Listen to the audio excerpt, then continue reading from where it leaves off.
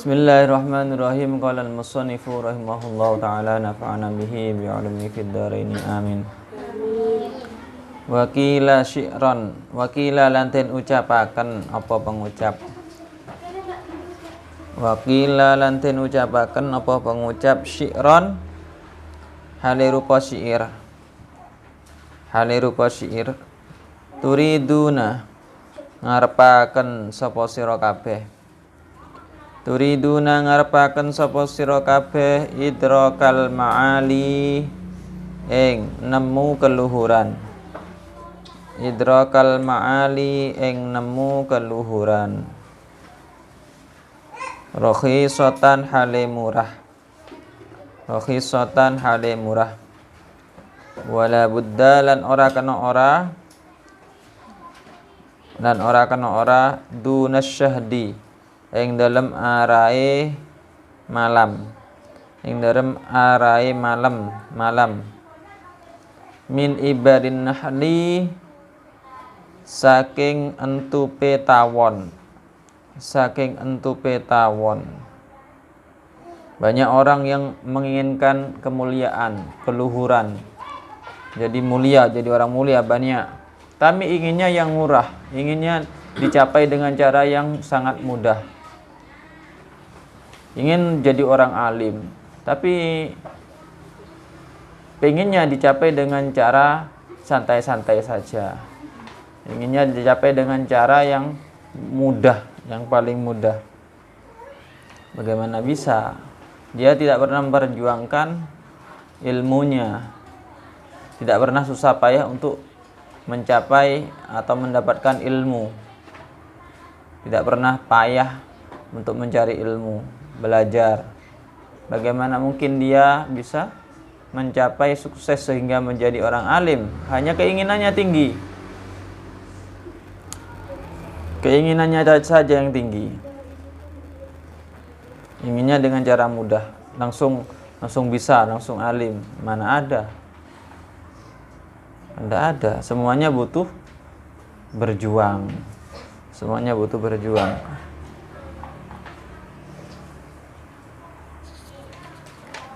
Wa qala lan dawu asy-Syafi'i, sapa Imam Syafi'i.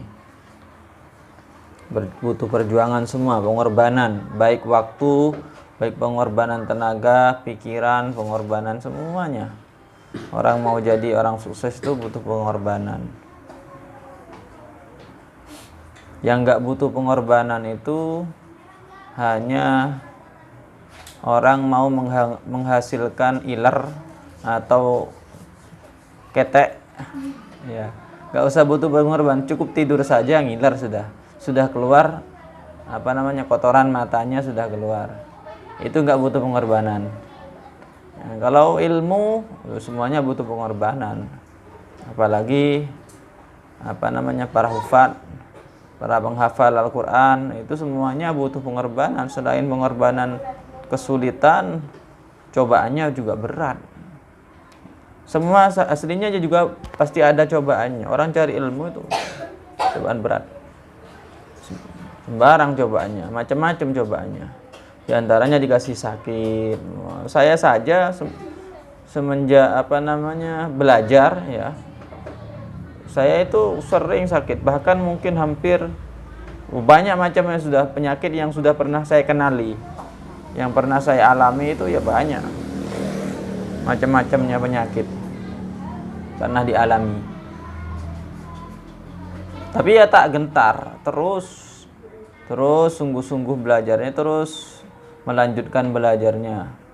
Tidak lantas ketika dikasih ujian sakit seperti ini berhenti belajarnya, ya gagal. Karena itu semuanya ujian juga. Diberi sakit di ujian, diberi males itu juga ujian, diberi kesulitan, yang mau hafal kok lama, kok sulit, angil, itu semuanya ujian juga. Ujian banyak macamnya. Kadang orang keluarganya dikasih musibah oleh Allah, akhirnya pulang nggak kembali lagi, atau gagal belajarnya, nggak melanjutkan belajarnya. Padahal kalau dia tahu sejatinya, itu semuanya adalah ujian dari Allah. Orang akan mulia itu pasti diuji dulu. Kalau gagal gak jadi yang mau mulia. Kalau sukses diuji tetap sabar, tetap tabah, tetap belajar, tetap mencari ilmu, tidak menyerah, tidak berhenti di tengah-tengah, maka pasti dia akan mencapai yang namanya kemuliaan itu. Pasti diuji dulu. Gak mungkin orang itu moro-moro rapotnya bagus tanpa ada ujiannya, kan gak mungkin. Kecuali memang rapotnya dibuat-buat. Nah, rapotnya dibuat-buat. Kalau rapot asli kayak rapot Sidogiri itu ya ujiannya pasti ya nggak ada yang namanya nyontoh langsung dikurangi, paling sedikitnya dikurangi 30%, ada yang dikurangi 50%. Jadi asli nilai memang benar murni hasil pemikirannya sendiri, hasil capaiannya sendiri. Ya jelek ya jelek, kalau bagus ya bagus, ya, sesuai dengan kemampuannya. Betulnya seperti itu. Jadi harus butuh upaya, kesungguhan. Semuanya seperti itu. Qala Syafi'i lan tahu sapa Imam Syafi'i radhiyallahu anhu, amin. Hakun iku hak ala ahli ilmi ngatasi ahli ilmu. Bulughu ghayati juhdihi utawi nekaaken katoke payahe ahlu ilmi. Utawi nekaaken katoke payahe ahlu ilmi. Fil istiksari ing dalam ngakehaken min ilmihi saking ilmune ahlul ilmi. Memang sebetulnya ahlul ilmi itu harus mengeluarkan semua upayanya, sungguh-sungguhnya, semampunya, ya, goyah, semampunya sudah, dengan sungguh-sungguh untuk mencapai ilmu atau memperoleh ilmu yang banyak, sungguh-sungguh, semampunya. Gak hanya setengah-setengah saja orang belajar itu. Kalau ingin sukses, harus dikeluarkan semuanya sudah, upayanya itu, sungguh-sungguhnya itu, sempurna mungkin. Gak hanya setengah-setengah. Wasabru lan sabar ala kulli aridin ing atase saben-saben perkara kang ngalang-alangi. Ing atase saben-saben perkara kang ngalang-alangi duna talabihi ing dalem arahe nyuprih ilmu. Juga sabar ketika ada sesuatu yang menghalangi, sesuatu yang menguji, dikasih cobaan, dikasih ujian, baik bentuk apapun. Ketika mencari ilmu itu harus sabar. Dikasih musibah sabar, dikasih sakit juga sabar. Dengan sabar artian gimana? Bukan sabar lantas berhenti belajarnya, tidak, berhenti mengajinya, tidak. Tetap dia berusaha untuk ngaji, untuk belajar, mencari ilmu agama, tetap harus terus dilanjutkan.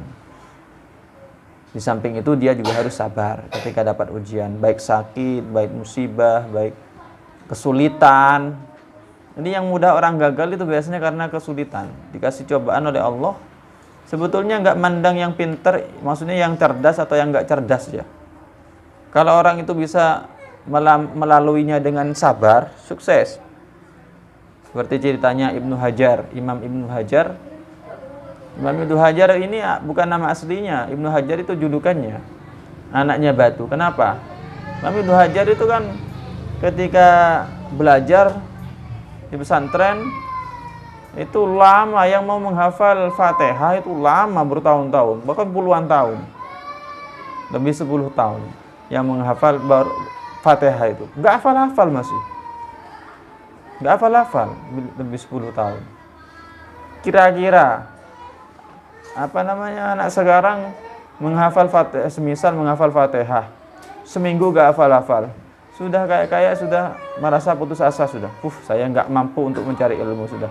Nggak usah mencari ilmu. Ngafal Fatihah seminggu nggak hafal-hafal, sudah putus asa. Imam Ibnu Hajar itu bertahun-tahun, puluhan tahun. Tapi nggak pernah putus asa.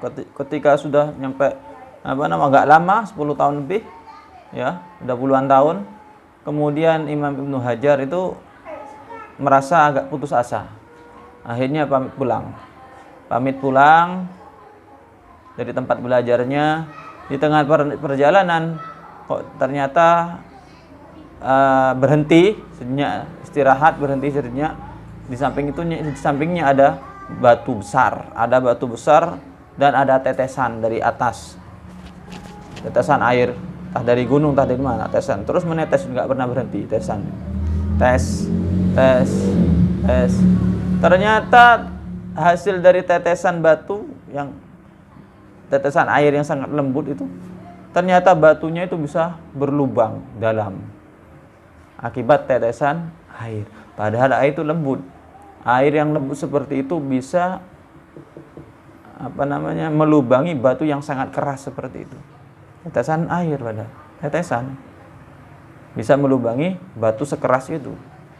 Akhirnya berpikir, masa setumpul-tumpulnya otak saya nggak bisa bolong, nggak bisa berlubang, nggak bisa lunak dengan jerih payahnya saya yang bertahun-tahun.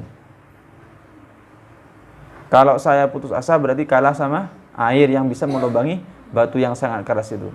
Kembali lagi, semangat lagi, karena ibrah pelajaran yang dia alami itu. Batu saja sekeras itu bisa dilubangi sama air yang sangat lembut. Apalagi otak saya, sekeras-kerasnya otak manusia itu pasti akan lunak pada akhirnya. Ketika seorang itu enggak putus asa. Sedetail atau sebodohnya otak orang misal. Sesulit apapun mau menghafal, kalau usahanya enggak pernah putus asa, pasti akan berhasil. Kembali lagi akhirnya menghafal lagi, coba dipaksakan menghafal lagi, akhirnya hafal surat Al-Fatihah, baru hafal. Kemudian menghafal lagi surat yang lain, hafal lagi. Menghafal lagi surat yang lain, hafal lagi. Tambah cerdas. Semakin cerdas, semakin hafalannya semakin banyak, semakin kuat hafalannya. Terus selain Al-Qur'an sudah dikuasai, dihafal semua, kemudian kitab-kitab yang lain pun juga dihafal. Akhirnya hafalan kitab-kitabnya lebih banyak daripada teman-teman yang lain. Karena apa? Karena nggak putus asa. Melebihi teman-temannya yang lain. Akhirnya selain banyak hafalan kitabnya, kemudian ngarang kitab ternyata. Bisa ngarang kitab. Akhirnya jadi ulama terkenal, banyak karangannya, dan dijulukilah Ibnu Hajar. Kesuksesannya karena berkat melihat batu yang berlubang akibat tetesan air. Ini Ibnu Hajar, anaknya batu. Dijuluki Ibnu Hajar. Banyak karangannya Imam Ibnu Hajar itu. Itulah diantaranya ibrah seorang pencari ilmu itu pasti semuanya dikasih cobaan, baik kesulitan atau yang lainnya. Masuk Ibnu Hajar ini dikasih cobaan sulit menghafal. Bertahun-tahun yang mau hafal itu Fatihah. Kalian mulai dari TK sudah hafal Fatihah. Dari kecil sudah hafal. Tapi ketika dikasih kesulitan sedikit menghafal, ternyata menyerah. Berarti termasuk orang yang gagal di pertengahan. Kalau nggak menyerah, akhirnya bisa sukses seperti Imam Ibnu Hajar. Melampaui teman yang lainnya, melebihi teman yang lainnya kealimannya. Bahkan menjadi ulama terkenal. Itu Imam Ibnu Hajar. Lah, tanamkan itu, kita tiru. Imam Ibnu Hajar bertahun-tahun, puluhan tahun yang mau hafal Fatihah, baru hafal setelah puluhan tahun. Kita hanya beberapa hari gak hafal saja sudah menyerah. Nah, berarti sepertinya kita ini tidak pantas untuk jadi seperti Imam Ibnu Hajar. Kalau sudah suka menyerah. Kalau orang nggak suka menyerah, berarti pantas meniru Imam Ibnu Hajar. Pantas menjadi ulama panutan seperti Imam Ibnu Hajar. Kalau nggak pernah menyerah. Wa ikhlasun niyati, lan ikhlasin niat lillahi karena Allah Ta'ala. Fi idraki ilmihi, yang dalam nemu ilmuni Allah.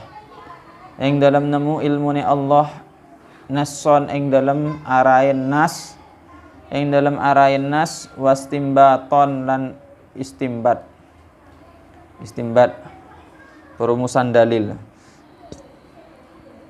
waraubatu lan demen. Jadi niatnya juga harus ikhlas karena Allah Ta'ala, bukan karena seseorang, bukan karena kekasih, bukan karena calon mertua semisal. Semangat kalau dilihat calon mertua, nah, jangan. Jadi niatnya harus ikhlas karena Allah Ta'ala. Fil auni yang dalam nulungi, alaihi ing atase